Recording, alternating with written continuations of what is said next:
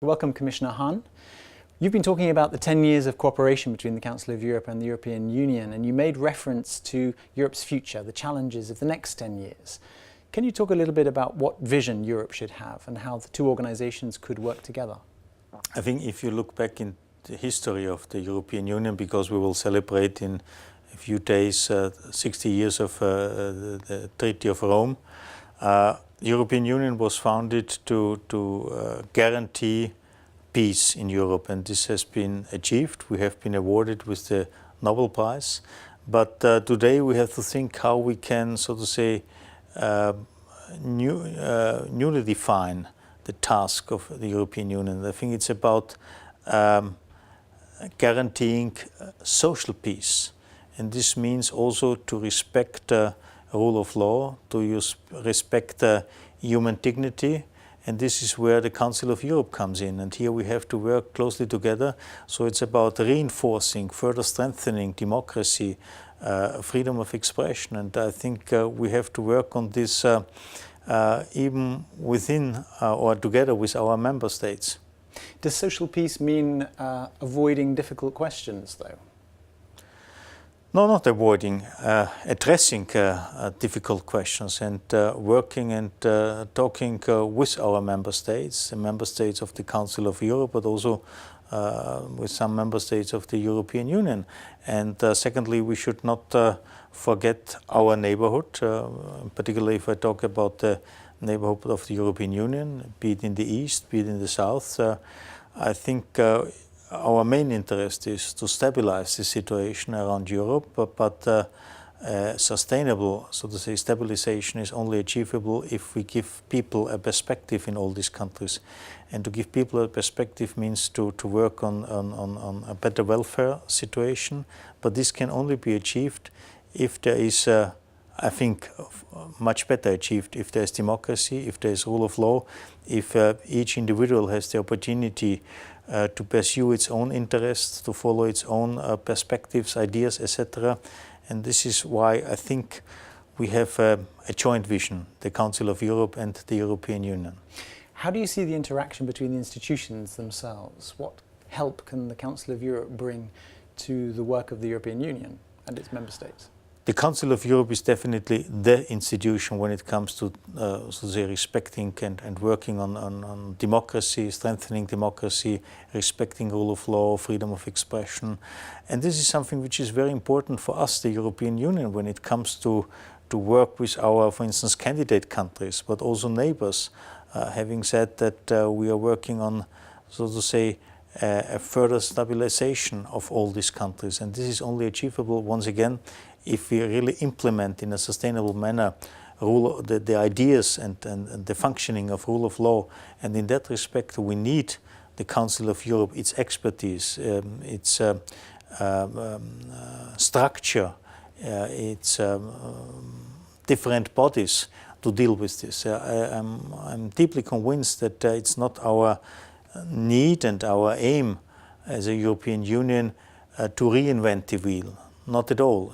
We can really rely on what is already there, and in terms of rule of law, there's a strong and everywhere by everybody accepted expertise of the Council of Europe, and this is something we have a lot of trust and confidence on this expertise. Yesterday, you and the High Representative Federica Mogherini made a call to Turkey to adhere to the statement of the opinion of the Venice Commission. What do you see the next step to be? Well, I mean, the opinion of the Venice Commission is, first of all, a very valuable one.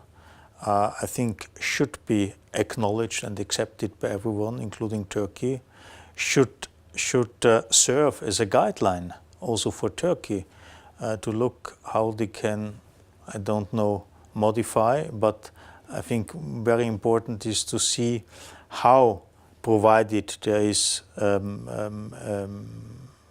majority for a modification of the constitution, how this amended constitution is quasi implemented later on, because here the country is still on a crossroad how things are finally implemented. Is there a division of power, or is everything in the hand of one person? If the latter is the fact, then I think this might cause serious problems. Obviously, Turkey is a member state of the Council of Europe and not of the European Union. So what was it that prompted you to make that statement? Well, I mean, Turkey is a candidate country, and as a candidate country, it has to accept that we have to apply as European Union the highest standards in terms of rule of law. And therefore, once again, and if you like, it's a very concrete example of good cooperation between Council of Europe, its structure, meaning the Venice Commission, and the European Union. That's why we have referred to Federica Mogherini and myself to this opinion, to this report of the Venice Commission, because it's an extremely important and necessary and valuable contribution to our own work, and this means our own political assessment about the situation in Turkey. Are you hopeful for the future of the European project, based on human rights, democracy, the rule of law? Absolutely. I mean, if you take the track record of the European Union, or of Europe, if you like, I mean, if I take only the population of the European Union, we are around 500 million people, which sounds a lot, but in a global comparison, it's 6%.